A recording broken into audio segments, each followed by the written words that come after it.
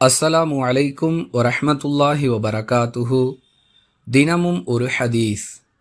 கைகளை வெளியே எடுக்க முடியாத அளவிற்கு இறுக்கமான ஆடைகளை அணிவதையும், ஒரே ஒரு ஆடையை மட்டும் அணிந்து கொண்டு மர்ம உறுப்பு வெளியே தெரியும் வகையில் 2 முழங்கால்களையும் நட்டு வைத்து அமருவதையும் அல்லாஹுவின் தூதர் ஸல்லல்லாஹு அலைஹி வஸல்லம் அவர்கள் தடை செய்தார்கள் என அபூ சயீத் அல் குத்ரி ரதியல்லாஹு அன்ஹு அவர்கள் அறிவிக்கிறார்கள்.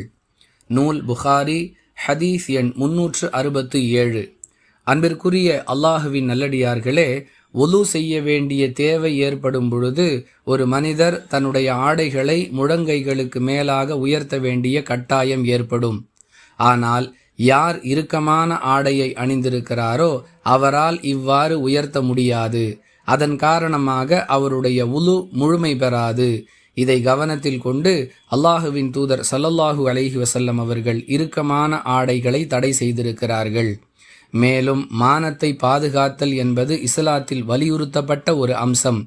இதை மறந்துவிட்டு தன்னுடைய மறைவிடத்தை வெளிக்காட்டும் வகையில் ஒருவர் தன்னுடைய செயல்பாடுகளை அமைத்து கொள்ளக்கூடாது என்பதற்காக நபிகளார் விதித்த தடை இந்த ஹதீஸில் 2வது அம்சமாக இடம்பெற்றிருக்கிறது.